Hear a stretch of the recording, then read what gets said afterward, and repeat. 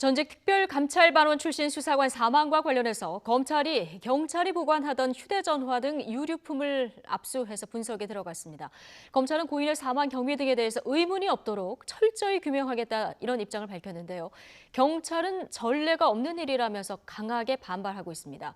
윤석열 검찰총장은 어제 숨진 수사관의 빈소를 찾아 2시간 반 정도 머물렀습니다. 취재 기자 연결하겠습니다. 강희경 기자.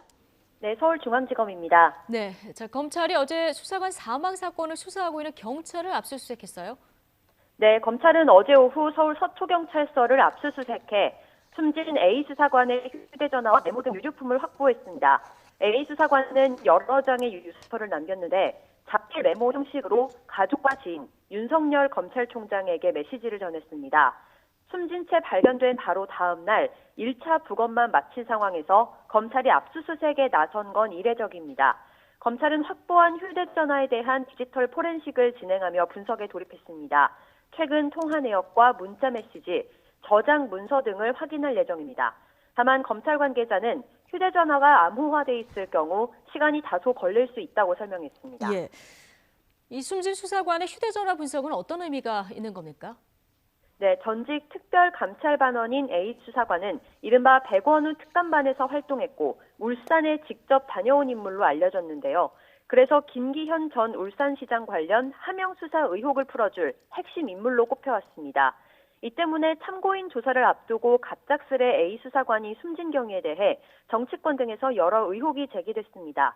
여권에선 검찰이 별건 수사로 A 수사관을 압박하고 있다고 의심하고 있고 야당에서는 검찰 수사 진행을 묻는 청와대 출신 인사들의 전화로 A 수사관이 주변에 괴로움을 토로했다는 의혹을 제기하고 있습니다.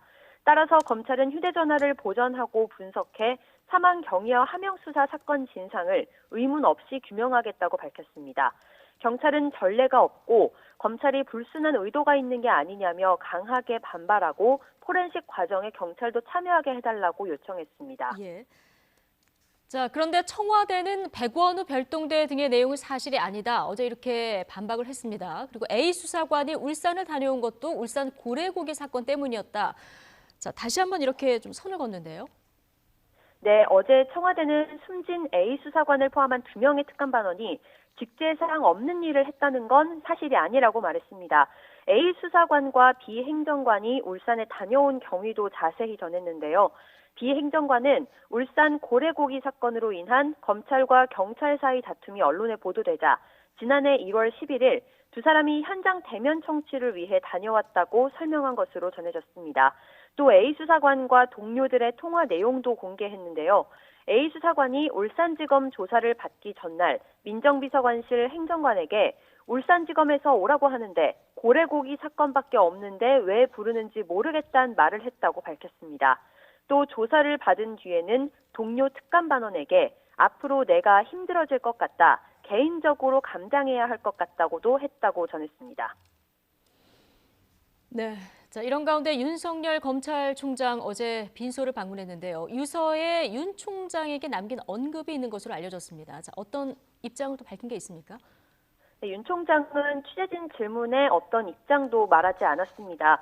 윤 총장은 어제 대검찰청 간부 10여 명과 함께 서울 성모병원에 차려진 A 수사관 빈소에 들어갔습니다. 윤 총장은 아무 말 없이 굳은 표정으로 빈소를 향했고 유족들을 위로한 뒤 2시간 반 만인 밤 9시쯤 나왔습니다. 가족들을 배려해달라는 A 수사관의 유서 내용과 당합 수사 의혹을 묻는 기자들의 질문에는 아무런 답을 하지 않았습니다. 윤 총장은 대검 범죄정보 2담당관이었던 지난 2009년에 A 수사관과 함께 근무한 인연도 있었던 것으로 알려졌습니다. 앞서 전날 스스로 목숨을 끊은 A 수사관은 9장 분량의 유서에서 윤 총장에게 가족을 배려해주길 부탁한다고 언급한 것으로 전해졌습니다. 지금까지 서울중앙지검에서 YTN 강희경입니다.